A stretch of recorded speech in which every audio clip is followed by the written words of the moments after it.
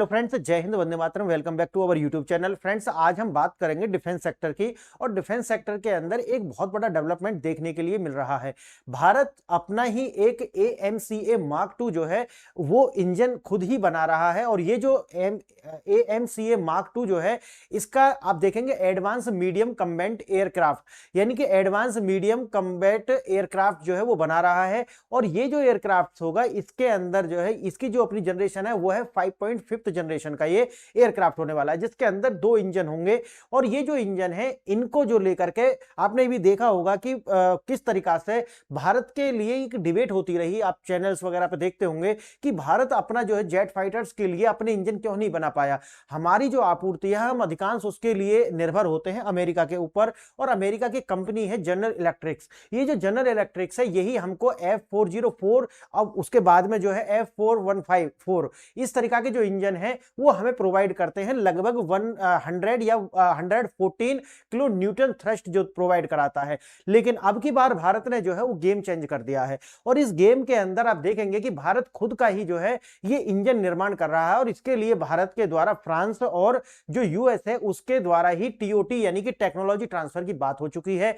और इसी के लिए आप देख रहे होंगे कि जो हमारा जो हॉल यानी कि हिंदुस्तान एरोनॉटिकल लिमिटेड जो है उसको बाहर कर दिया गया है। अब इसको बाहर करना है, ऐसा मत समझ लेना कि ये बाहर कर दिया है तो सरकार जो है देश की कंपनियों को नहीं, क्योंकि जो हॉल है ऑलरेडी इसके ऊपर बहुत ज्यादा काम पहले से ही है, तो ये उस तरीका का पार्टिसिपेंट कर नहीं पाएगी। इसीलिए ये गवर्नमेंट की जो PSU है इसको बाहर किया गया है और प्राइवेट सेक्टर जो है उसको शामिल किया गया है। उसके कारण बहुत सारे हैं। एक तो ये है कि उनके पास इसमें एक्सपर्टीज भी है, और दूसरा क्या है कि अब जो प्राइवेट सेक्टर है वो अभी इसमें प्रवेश कर रहा है तो पूरी एफिशिएंसी के द्वारा कार्य करेंगे। और वैसे भी आप जानते होंगे कि जो प्राइवेट सेक्टर्स होता है वो अलग तरीका से कार्य करता है। क्यों? क्योंकि उसके अंदर जो उनका अपना जो इनकम है वो उसी तरीका से जनरेट होगी। अगर वो कार्य नहीं करेंगे तो वो आगे जाकर के जो सर्वाइव नहीं कर पाएंगे। इसलिए पूरी जो क्षमता के साथ कार्य करता है प्राइवेट सेक्टर।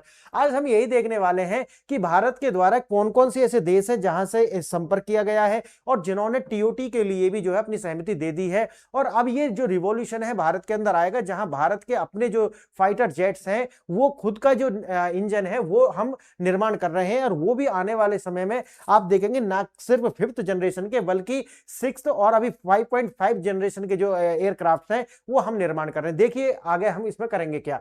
अब देखिए, भारी ऑर्डर और बैकलॉग ऑलरेडी था हॉल के पास, इसलिए इसको जो है बाहर कर दिया गया है। भारी ऑर्डर और इसकी देरी के लिए आगे देखेंगे। एम का जो है प्रोजेक्ट का समय सीमा और बजट, इसके लिए 15,000 करोड़ रुपया का प्रारंभिक बजट रखा गया है। और ये सिर्फ और सिर्फ प्रोटोटाइप्स के लिए है, यानी कि सिर्फ ऐसा प्रोटोटाइप समझ रहे ना, यानी कि उसका एक खाका तैयार करने के लिए कि भाई ये जो है हम ऐसा बनाएंगे, उसके लिए 15,000 करोड़ का जो है प्रारंभिक बजट इसके लिए प्रोवाइड किया गया है। पहला जो प्रोटोटाइप्स है वो आने वाला है 2028 में, और उसके बाद में 2029 में जो है इसका जो पहली उड़ान के लिए इसको जो है इंडक्ट किया जाएगा, यानी कि इंजन का जो है पूरा का पूरा जो है टेस्ट होगा। उसके बाद में उसी के साथ में इसके अंदर होगी स्टील्थ और AI तकनीक। क्यों? क्योंकि ये 5.5 जनरेशन का एयरक्राफ्ट है, तो इसमें आने वाले समय में जो AI है उसका इंटीग्रेशन होगा ही होगा। कारण ये है कि अगर हम अब AI को जो इंटीग्रेट करते हैं तो उससे क्या होगा कि जो ह्यूमन का इंटरफेरेंस है वो कम हो जाएगा और इसकी जो प्रिसीजन है वो ज्यादा हो जाएगी। और जो इसकी एफिशिएंसी है उसको हम अच्छे से यूटिलाइज कर पाए, ऑप्टिमाइज कर पाए। जो उसका ऑप्टिमाइजेशन है AI अगर इंटीग्रेट करते हैं तो वो ज्यादा हो जाएगा। अब देखेंगे कि इसमें जो लाए गए हैं वो कौन कौन है। एक तो ये है कि जो पार्टनर है उसके लिए एक तो इसके अंदर क्या है, अलग अलग तरीका के जो है पार्टनर्स लाए गए हैं, जिसमें एक तो है टाटा एडवांस सिस्टम, यानी कि टाटा को इसमें शामिल किया गया है। एक है L&T तो आप जानते होंगे, लार्सन एंड टर्बो, ठीक है, इसके द्वारा जो है ये पार्टनरशिप की गई है। और देखना भारत फोर्स, यानी कि इसके साथ भी मिलकर के जो है ये सब BEML, यानी कि ये इसके अंदर शामिल है। तो अब हमने प्राइवेट सेक्टर जो है वो, लेकिन एक बात इसमें जो ध्यान रखने की है वो ज्यादा जरूरी है, वो ये है कि जो डिजाइन है और जो आईपीआर हैं यानी कि इंटेलेक्चुअल प्रॉपर्टी राइट्स होंगे, और जो डिजाइन की जो सबसे बड़ी जो राइट्स होंगे वो किसके पास होंगे, वो डीआरडीओ के पास होंगे। इसका मतलब ये है कि जो प्राइवेट सेक्टर है उसको टेक्नोलॉजी ट्रांसफर नहीं की जाएगी, या उसको वो राइट्स नहीं होंगे कि वो आगे जाकर के अपना ही एयरक्राफ्ट बना करके बेचने लगे। इस तरह की समस्या होती है कि है ना, क्योंकि इनके अपने हित होते हैं, और हमारा जो दुश्मन देश है खासकर पाकिस्तान है या चाइना है या कोई भी देश, उसके साथ में ये जो टेक्नोलॉजी वो शेयर ना करें। इसके लिए भी जो है पूरा का पूरा जो डिजाइन और जो पूरा का पूरा आईपीआर है वो मिलेगा सिर्फ और सिर्फ डीआरडीओ के पास में। अब देखना है, इसको थोड़ा विस्तार से देखने वाले हैं। जो हॉल मैंने बता दिया ये इससे बाहर है, और 5.5 जनरेशन के एयरक्राफ्ट होंगे, और इसके अंदर ट्विंस होंगे यानी कि 2 इंजन होने वाले हैं, सिंगल इंजन वाले होगा नहीं ये। भारत के इतिहास में पहली बार एक फाइटर जेट्स का निर्माण सरकारी पीएसयू के बजाय अब निजी कंपनियों के पास में। और क्यों नहीं है पीएसयू के पास में, समझ गए होंगे, एफिशिएंसी का मामला भी, और दूसरी बात जो है वो ओवरलोडिंग भी है। अब है कि जैसे डीआरडीओ की जो एजेंसी है एडीए यानी कि एरोनॉटिकल डेवलपमेंट एजेंसी ने हिंदुस्तान एरोनॉटिक्स लिमिटेड को एएमसीए मैन्युफैक्चरिंग रेस से बाहर कर दिया है, और उसका कारण मैंने आपको बताया है।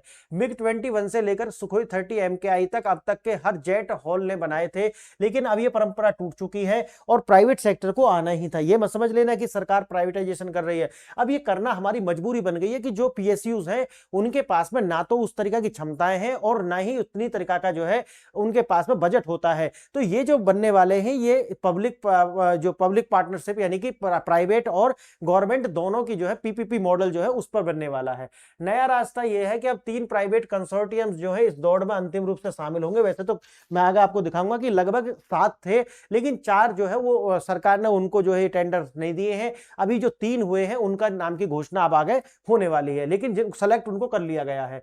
अब देखना, क्षमता बनाम समय, वही है कि क्षमता है लेकिन हॉल के पास में समय नहीं है, इसीलिए पहले से जो ऑर्डर दिए गए हैं इनको, जो तेजस MK-A1 और हेलीकॉप्टर्स के, उनको ये पूरा नहीं कर पा रहे हैं। इसीलिए जो है एएमसीए जो है उसकी डिलीवरी में समय लगेगा, और यही कारण था कि प्राइवेट सेक्टर को इसमें जो है शामिल किया गया।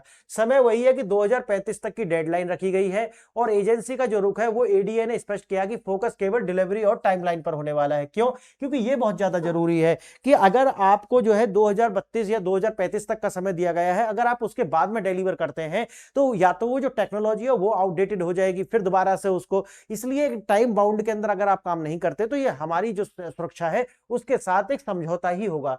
आगे देखना, 2035 की डेडलाइन को मिस करना भारत बर्दाश्त नहीं कर सकता, और उसके कारण मैं अलग अलग वीडियोस में बता चुका हूं कि जो चाइना है वो किस तरीका से जो है आने वाले यानी कि 2049 तक चाइना अपनी जितने भी लैंड बाउंड्री डिस्प्यूट्स हैं उनको सुलझाना चाहता है। उसमें वो चाहे तो रूस हो, चाहे तो ताइवान हो, या तो आप भारत के साथ में इनके जो भी बॉर्डर जहां जहां लगेंगे वहां पर ये आपको पुश करते हुए दिखाई पड़ेंगे, और उसके लिए हमारा डिफेंस बहुत जरूरी है। और डिफेंस जो है वो होना चाहिए आत्मनिर्भरता के द्वारा। कारण क्या है?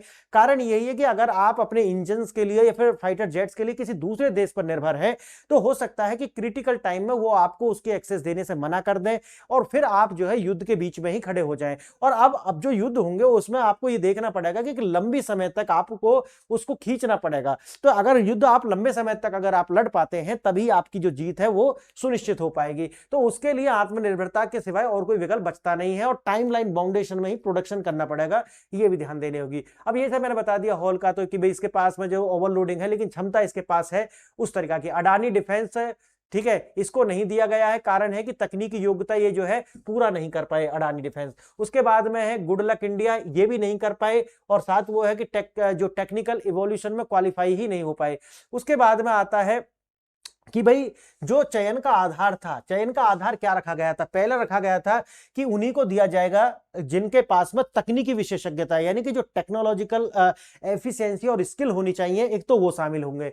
दूसरा है वित्तीय ताकत, यानी कि उनके पास में फंड भी होने चाहिए, क्योंकि कभी कभी प्रोजेक्ट उसलिए आगे नहीं बढ़ पाते क्योंकि उन कंपनियों के पास में फंड ही नहीं होते, और सरकार की भी यही समस्या थी, इसीलिए जो है प्राइवेट सेक्टर को शामिल किया गया है। अब बात आती है इंफ्रास्ट्रक्चर की, यानी कि वो जो भी प्राइवेट सेक्टर की वो जो भी कंपनी इसमें शामिल है उनके पास में अपना क्या होना चाहिए, इंफ्रास्ट्रक्चर स्ट्रांग होना चाहिए। और उसके बाद आता है टेक्नोलॉजी ऑब्जर्व करना, यानी कि टेक्नोलॉजी को सोखने की या सीखने की जो क्षमता है वो उनके पास में होनी चाहिए। अगर ये नहीं होगा तो फिर वो रेस से बाहर हो जाएंगे। इसीलिए आपने देखा होगा कि अभी ये जो 3 है ये बाहर हो जाते हैं। आगे देखना टाटा एडवांस्ड सिस्टम्स, यानी कि TASL, एक तो ये शामिल है, ठीक है। एक है L&T कंसोर्टियम, ठीक है, एक ये शामिल है। और तीसरा है भारत फोर्ज, यानी कि कल्याणी ग्रुप प्लस पार्टनर्स जो मिलकर के ये शामिल है। तो अभी 3 ये जो हैं वो बचे हुए हैं दौड़ में। शायद हो सकता है कि सरकार इन्हीं के नाम की जो घोषणा है वो करने वाली है। अगले 3 महीनों में विजेता जो है वो